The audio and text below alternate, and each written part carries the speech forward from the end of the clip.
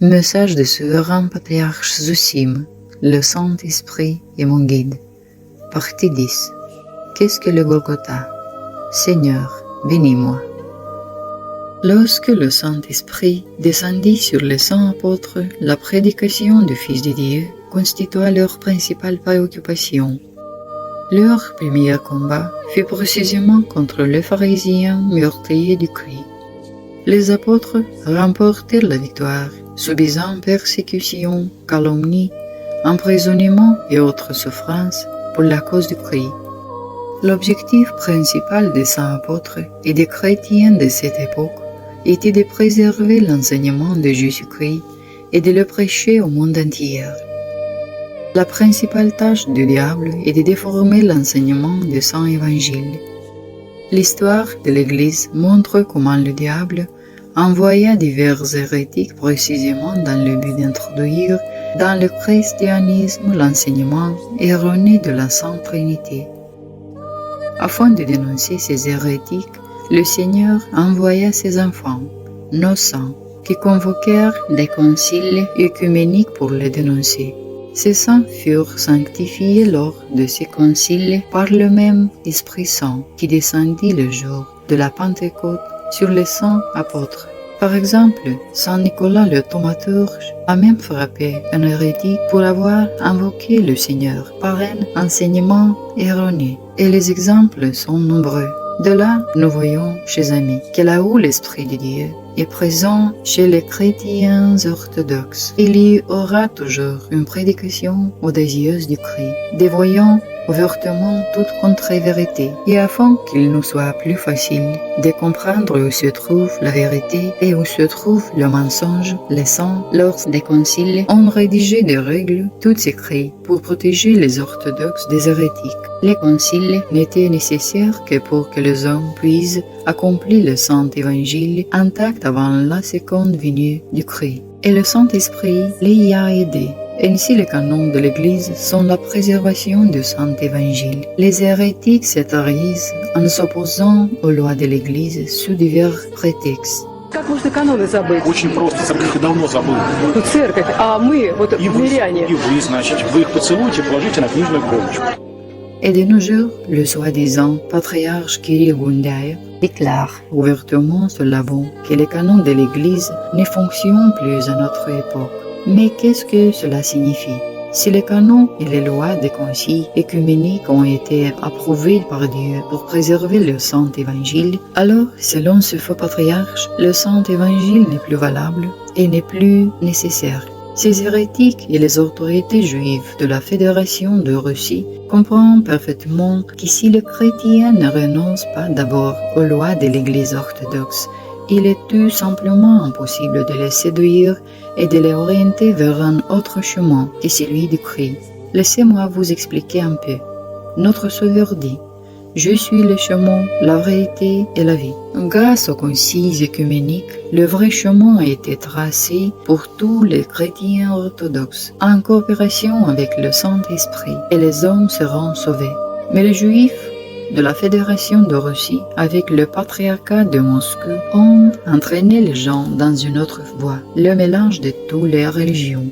Pour y parvenir, il est nécessaire de supprimer les conciles œcuméniques, c'est-à-dire de ne plus leur obéir. Pour cela, le diable a créé deux branches du pouvoir, la fausse Église, le patriarcat de Moscou, et le pouvoir politique, antichrétien, qui dans ses lois fondamentales interdisait la supériorité d'une foi sur une autre, qualifiant ainsi le sermon apostolique d'extrémiste. Mais Kirill Gundyaev, le faux patriarche, crie depuis l'Ambon que les canons de l'Église ne fonctionnent plus, signe des documents sur la fraternité humaine avec les Juifs par l'intermédiaire de ses représentants ou pour déshonorer les chrétiens. Les Juifs eux-mêmes déclarent ouvertement à la télévision que, lors de ces réunions écuméniques, ils prient tous un seul Dieu.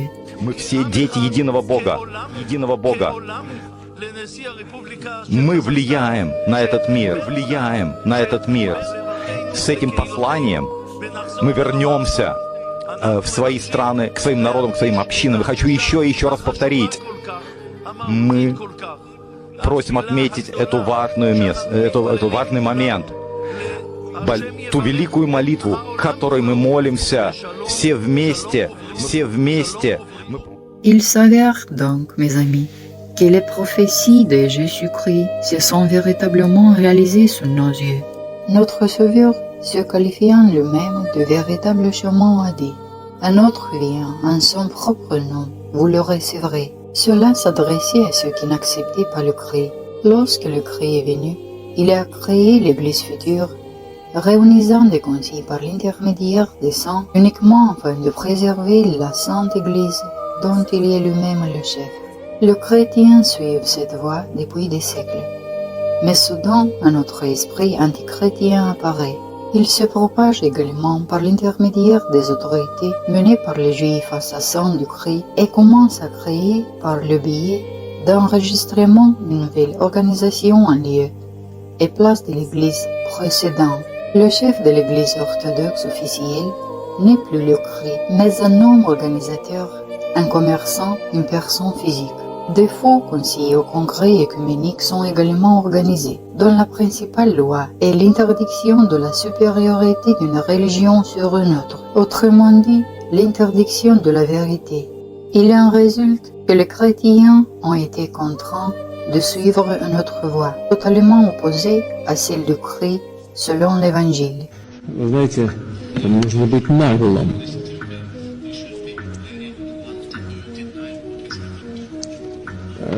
Вот эта наглость, она так же, как и 70 лет назад, она часто достигает своей цели. Ведь Геббельс же говорил, чем невероятнее ложь, тем быстрее в нее поверят. И он добивался своего, он был талантливый человек. Вот объявлять целый народ врагом и уничтожать,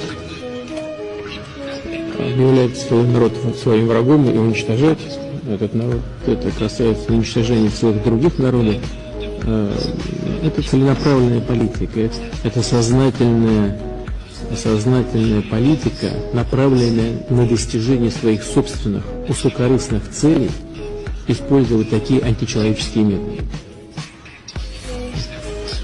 Я так думал всегда.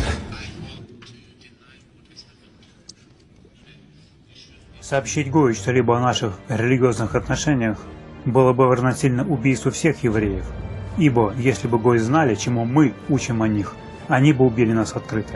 Либо Давид 37. Selon l'enseignement de Saint Pierre de l'orthodoxie, cela prouve que tous ont été et sont depuis longtemps conduits sur une autre voie qui définit précisément l'antéchrist par les Saintes Écritures. Les paroles de Saint Pierre, Christophe de Tola, sont particulièrement confirmées. Après Eltine, un dirigeant viendra semer la confusion. Qui d'autre pourrait ne pas comprendre cela? Pour les chrétiens esprits de Dieu en Russie orthodoxe, quelques exemples suffisent à clarifier les choses. Voici une citation d'Alexandre III, Loi de Dieu, à qui nos ancêtres ont tout prêté serment. Il a déclaré: la Russie est russe. Et voici une citation de Poutine, le juif, dirigeant de la Fédération de Russie. Quiconque dit que la Russie est russe est un idiot. Говорит Россия для русских. Знаете, трудно удержаться, чтобы не давать характеристики этим людям. Это либо непорядочные люди, которые не понимают, что говорят, и тогда они просто prидурки, либо провокаторы. Comment prouver autrement qu'on déteste la loi de Dieu? Après tout, les saints affirment clairement que la Russie est la demeure de la mère de Dieu, et les Juifs ont fait de notre terre un repère des voleurs et ont fait de même avec notre Église. En substance, cette voie est différente. L'antéchrist Poutine traite ouvertement les mots de Dieu d'idiots, blasphémant ainsi le Saint-Esprit.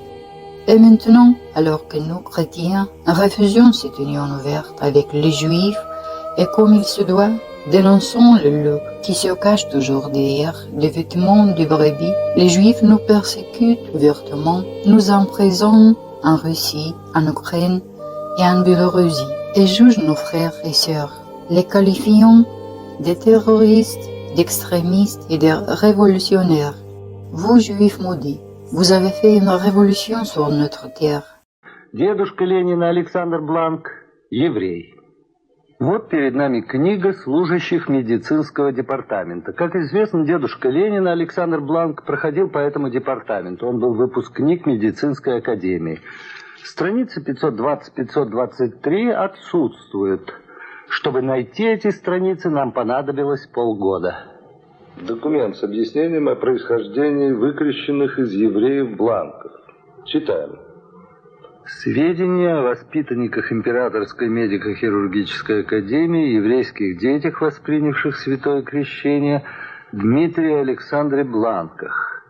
Означенные бланки из староконстантиновских мещан-евреев, дети еврея Мошки Бланк. Крещены они были под именем Дмитрий и Александр. Приняли православное крещение вынужденно. Найти людей потверже и выполнить план. Повесить, непременно повесить, дабы народ видел, не меньше 100 богатых крестьян. Отнять у них весь хлеб, назначить заложников, сделать так, чтобы на сотни верст кругом народ видел, трепетал. Из телеграммы Ленина пензенским коммунистам 11 августа 1918 года. Et apporté ici toutes sortes de poisons et d'insultes contre notre Dieu Jésus-Christ. Je n'écris pas ceci, frères et sœurs, pour me justifier devant ces assassins du Christ, car j'aime le chemin de la souffrance pour le Christ. Le Saint-Esprit que j'aime de tout mon cœur m'y a conduit. Je vous donnais simplement des exemples pour que vous compreniez enfin que nous n'avons pas d'autre choix. Nous devons en prendre conscience et ne pas simplement aller au Golgotha, mais l'aimer. Nul besoin de penser au sort de vos proches. Confiez tout auprès de Dieu. Par là, vous montrerez par vos actes votre confiance au Créateur. Le Christ a donné sa vie pour nous. Alors, préparez votre cœur à accepter tout ce que le Seigneur vous bénira sur le chemin de la confession. Alors, vous verrez que tous vos soucis pour vos proches étaient vains. Souvenez-vous comment nos mères, nos pères et nos frères ont été en prison, torturés pour le Christ à l'époque du régime empire. Mais à leur sortie, tout le monde savait qu'il était des confesseurs qui avaient été emprisonnés souffrant pour la foi. Des gens de partout voulaient rejoindre ces personnes. Il avait d'immenses vies d'antan pour admirer cet homme qui n'avait pas trahi la foi orthodoxe. Ce n'est pas pour rien que le Christ a dit « Car mon joug est doux et mon fardeau léger ». Par conséquent, ce chemin n'est difficile qu'au début. Le Seigneur guidera l'homme afin qu'il réalise et se persuade lui-même que même les démons les plus féroces obéiront à Dieu, ni plus ni moins. C'est ainsi qu'est née la confiance, et par la confiance et l'humilité vient le Saint-Esprit. Alors vous comprendrez ce que signifie la joie de souffrir pour le Christ. Je vous raconte cela en tant que personne ayant déjà parcouru ce chemin. En 2003, alors que j'étais en prison, j'ai été touché par la soif de souffrir pour le Christ toute ma vie. J'ai donc tenu un journal où j'écrivais des prières à Dieu sous forme des psaumes et des versets afin que le Christ ne me prive pas de cette récompense. Le Christ dit « Heureux ceux qui ont faim et soif de la justice, car ils seront rassasiés. » J'avais donc soif et le Saint-Esprit me révélait constamment qu'il me guidera sur le chemin de la souffrance pour mon nom bien-aimé de Jésus-Christ. La soif n'est pas un simple désir, c'est pourquoi on l'appelle soif, et elle naît par l'inspiration du Saint-Esprit. L'état béni de la souffrance pour Dieu est révélé à l'âme, et rien ne peut étancher cette soif, si ce n'est la parole de Dieu, qui vous annonce avec grâce que vous êtes exaucés. Et cela se réalisera certainement. J'ai consigné tout cela dans mon journal spirituel. C'est pourquoi la police ne me parlait même pas, n'essaie pas de me torturer ou de me convaincre du contraire. À l'heure des perquisitions, ils ont confisqué ce journal, c'est-à-dire la partie que j'ai conservée pendant de nombreuses années. Ils l'ont lu et ont compris que je crois au Seigneur et que je l'aime de tout mon cœur. Ni largeur, ni longueur, ni hauteur, rien ne pourra nous séparer de l'amour du Christ, car chacun d'eux sera protégé par le Christ lui-même, et personne ne pourra nous arracher à sa main. Pendant longtemps, j'ai méprisé toute la vanité du monde, la décrivant en vers. Les hommes recherchent l'or, recherchent l'argent et consacrent leur vie. pour greffer la vanité sur l'amant de l'ennemi, pour cacher aux hommes les richesses du silence. Déjà dans ma jeunesse, j'écrivais ces versets qualifiant toute la richesse du monde de vanité démoniaque, car j'aimais la richesse du Saint-Esprit. Notre Seigneur dit, c'est de l'abondance du cœur que la bouche parle. Et depuis de nombreuses années, je ne parle que de Dieu, du Saint-Esprit, de la défense de l'orthodoxie et de la dénonciation des hérétiques et des juifs satanistes, ainsi que de l'amour du prochain. De tout cela, on comprend clairement que je n'ai rien d'autre dans mon cœur. Autrement dit, je n'ai aucun autre but dans mon cœur. La vérité et la dénonciation des ennemis de l'orthodoxie dont je parle sont indéniables. C'est pourquoi ils ne font que la salir. Le fleuve a été libéré de la gueule du dragon, décrit dans l'Apocalypse de Saint Jean, le théologien. Que signifie ce fleuve? C'est un blasphème, une calomnie, de la propagande, des injures, de l'humiliation, tout ce que les médias utilisent de nos jours. Mais il est aussi dit que la terre engloutira le fleuve et que l'ennemi ne réussira pas. C'est pourquoi je vous dis, mes amis, ne craignez rien ni personne, souffrant pour le Christ. Vous serez heureux ici-bas et dans la vie éternelle.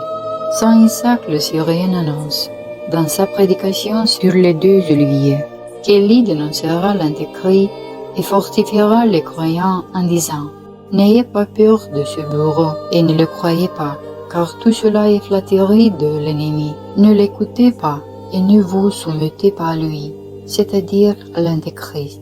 Et nous ont qualifiés de révolutionnaires, etc. Я верующий человек и не собираюсь Господа нашего Иисуса Христа предавать. Иудеи на нашей земле русской – это как раковая опухоль. Их отовсюду гнали постоянно. Они не могут просто так приходить и жить дружно и спокойно. Они только унижают, захваты делают, обзывают, убивают и подстраивают много страшных дел.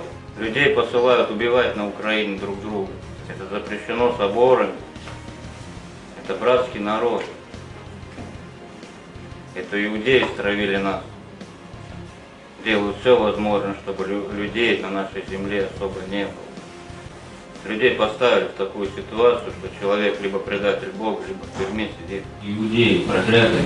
У них в Талмуде эти люди названы животными. Неужели это все нужно смиряться с этим? Смирение в добрых вещах должно быть. А не тогда, когда Господа нашего обзывают, когда людей животными зовут. Это в Талмуде иудейском написано. Почему мы должны смиряться с этим? Люди, скажите, ну что вы молчите? А вам самим-то что, нравится, что вас по Конституции зверями зовут, иудеями?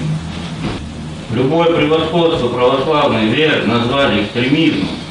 Номер 114 Федерального закона Российской Федерации 2002 года. Любое превосходство религиозно названо экстремизмом.